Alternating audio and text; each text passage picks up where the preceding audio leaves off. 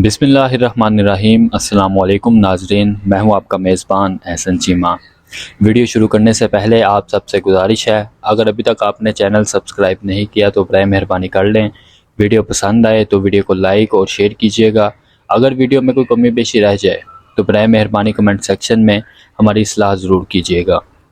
नाजरीन, एक Indian nurse नमेशा प्रिया के अहले खाना जिन्हें यमन में कत्ल के इल्ज़ाम में मौत की सज़ा सुनाई गई थी, इनकी ज़िंदगी बचाने की उम्मीद लिए जंग ज़दा मुल्क के दारुल हुकूमत सना जा पहुँचे, जहाँ वो मकतूल के ख़ानदान से माफ़ी की दरख्वास्त करेंगे।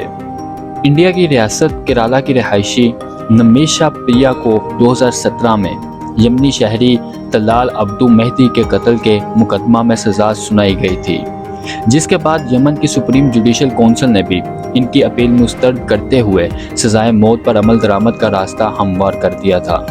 ताहम यमन के शरई कानून के तहत इनके पास मकतूल के अहले खाना को खून बहा अदा करके सज़ा से बचने का मौका मौजूद है।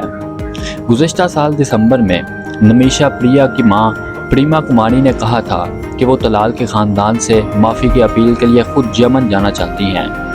इन्होंने कहा था कि मैं इनसे माफ़ी मांगूंगी, इनसे कहूँगी मेरी जान ले लें, लेकिन मेरी बेटी को छोड़ दें।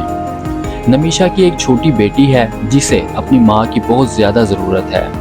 ताहम इनके लिए यमन का सफ़र सन 2017 से इंडियन हुकूमत की पाबंदी के बाइस मुमकिन नहीं था, जिसके तहत इंडियन शहरियों को यमन जाने के लिए खसूसी इजाज़तनामा दरकार होता है। इंडियन हुकाम ने नमीशा के अहले खाना की जानिब से इस खसूसी इजाज़तनामे के हसूल के लिए दायर की जाने वाली दरख्वास्त को ये कहते हुए मुस्तरद कर दिया था कि यमन में इनकी हिफाजत को यकीनी बनाने के लिए इंडिया की सफारती सपोर्ट मौजूद नहीं। इंडियन हुकूमत का ये मौक़िफ़ यमन की सियासी सूरत हाल की वजह से है, क्योंकि दारुल हुकूमत सना पर हौसी बागियों का कंट्रोल है, जो यमन की सरकारी हुकूमत के साथ तवील खाना जंगी में बरसरे बेकार हैं, जबकि यमन की सरकारी हुकूमत सऊदी अरब में जिला बतनी के आलम में है।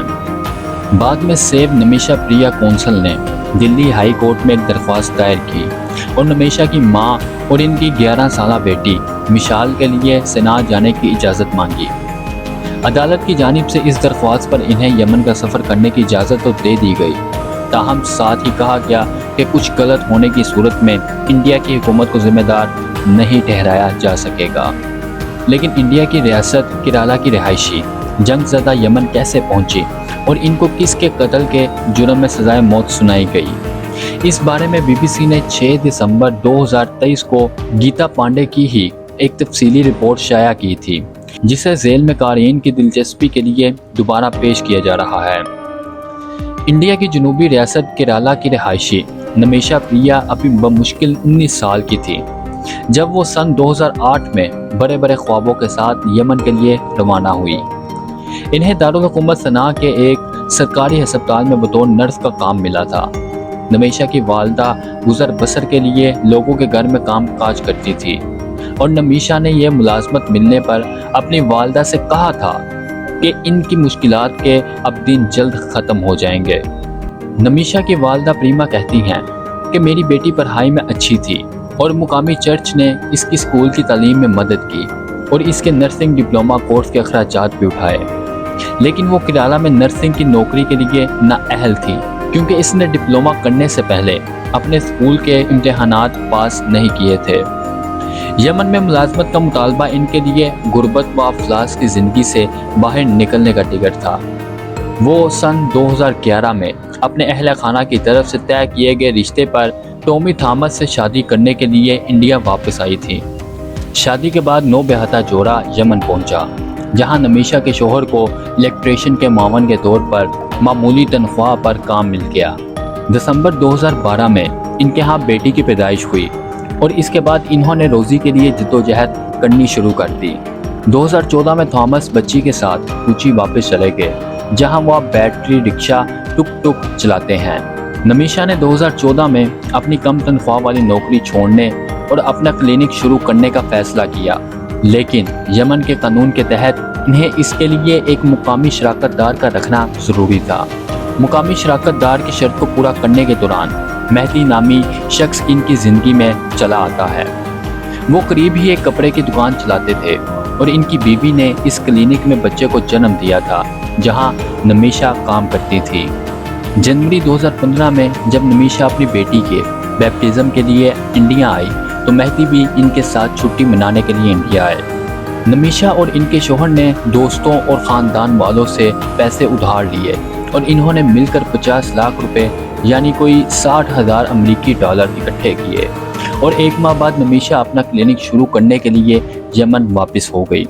انہوں نے کاغذی کارروائی شروع کر دی تاکہ ان کے شوہر اور بیٹی یمن میں ان کے ساتھ رہ سکیں، لیکن مارچ میں وہاں خانہ جنگی شروع ہو گئی اور وہ سفر نہ کر سکے۔ اگلے 2 مہینوں میں انڈیا نے یمن سے 4600 شہریوں اور تقریباً 1000 غیر ملکیوں کو نکالا۔ نمیشا ان چند سو افراد میں شامل تھی جنہوں نے یمن نہیں چھوڑا۔ ٹومی تھامس کا کہنا ہے کہ ہم نے کلینک میں اتنا پیسہ لگا دیا تھا کہ اسے چھوڑ کر وہ واپس نہیں جا سکتی تھی۔ انہوں نے اپنے فون پر مجھے 14 بستروں والے کلینک کی تصویریں دکھائیں۔ تصویر میں الامان میڈیکل کلینک کا سائن بورڈ، استقبالیہ کے حصے میں نئی نیلی کرسیاں، سفید کوٹ میں ایک آدمی بالکل نئے لیب کے آلات کے ساتھ پوز کر رہا ہے۔ ویٹنگ روم میں دیوار پر سونی کا ایک نیا ٹی وی لگا ہوا تھا اور مہدی فارمیسی میں بیٹھا تھا۔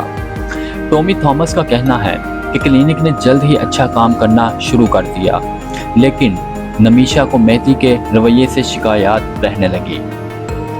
دلی ہائی کورٹ میں دائر پٹیشن کے مطابق مہدی نے نمیشا کی شادی کی تصویریں اس وقت چرائیں جب وہ ان کے ساتھ ان کے گھر کوچی گئے تھے اور بعد میں ان میں ایڈیٹنگ کر کے یہ دعویٰ کیا کہ اس کی نمیشا سے شادی ہوئی ہے۔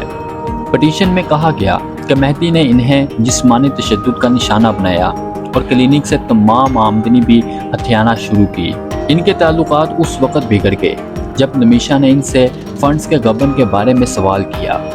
کئی بار مہدی نے انہیں جان سے مارنے کی دھمکی دی اور انہیں روکنے کے لیے ان کا پاسپورٹ ضبط کر لیا۔ جب نمیشا نے پولیس سے شکایت کی تو ان کے خلاف کوئی کارروائی کرنے کی بجائے پولیس نے انہیں 6 دن کے لیے قید کر لیا۔ تھامس کو اس قتل کے بارے میں پہلی بار سن 2017 میں ٹی وی نیوز چینلز کے ذریعے معلوم ہوا۔ وہ کہتے ہیں کہ ٹی وی پر شاید سرخی کچھ اس طرح تھی: ملیالی یعنی کیرالا نرس نمیشا کو یمن میں شوہر کے قتل، اس کی لاش کے ٹکڑے کرنے کے الزام میں گرفتار کیا گیا۔ نمیشا کو مہدی کی کٹی ہوئی لاش کے پانی کے ٹینک سے ملنے کے 1 ماہ سے زیادہ عرصے کے بعد سعودی عرب کے ساتھ یمن کی سرحد کے قریب سے گرفتار کیا گیا تھا۔ وہ اپنی شادی کا البم دکھاتے ہوئے کہتے ہیں کہ وہ آدمی نمیشا کا شوہر کیسے ہو سکتا ہے جب اس نے مجھ سے شادی کی تھی۔ تھامس کا کہنا ہے کہ گرفتاری کے چند دن بعد جب نمیشا نے انہیں جیل سے فون کیا تو وہ دونوں رو پڑے۔ اس نے کہا کہ اس نے یہ سب کچھ میرے اور ہمارے بچے کے لیے کیا۔ وہ آسان راستہ اختیار کر سکتی تھی اور مہدی کے ساتھ رہ سکتی تھی، لیکن وہ ایسا نہیں کرنا چاہتی تھی۔ اس کے بعد اس کے لیے میری محبت اور پیار مزید بڑھ گیا۔ ناظرین، سماجی کارکن اور سپریم کورٹ کے وکیل KR سبھاش چندرن دلی ہائی کورٹ میں نمیشا کی ماں اور کونسل کی نمائندگی کر رہے ہیں۔ وہ کہتے ہیں کہ نمیشا کا در حقیقت مہدی کو قتل کرنے کا ارادہ نہیں تھا۔ ان کے مطابق مہدی نے نمیشا کا پاسپورٹ ضبط کر لیا تھا اور وہ اسے واپس لینے کی کوشش کر رہی تھی، اس لیے انہوں نے مہدی کو بے ہوشی کی دوا دی، مگر اس کی مقدار زیادہ ہو گئی جس سے اس کی موت واقع ہو گئی۔ خلیجی ممالک میں نیم ہنرمند اور غیر ہنرمند انڈینز کے استحصال کو دستاویزی شکل دی گئی ہے۔ کارکنوں کا کہنا ہے کہ خطے کے بہت سے ممالک کفالہ پر عمل کرتے ہیں اور اس کے تحت عاجل کارکن کا پاسپورٹ اور دستاویزات اپنے پاس رکھتا ہے۔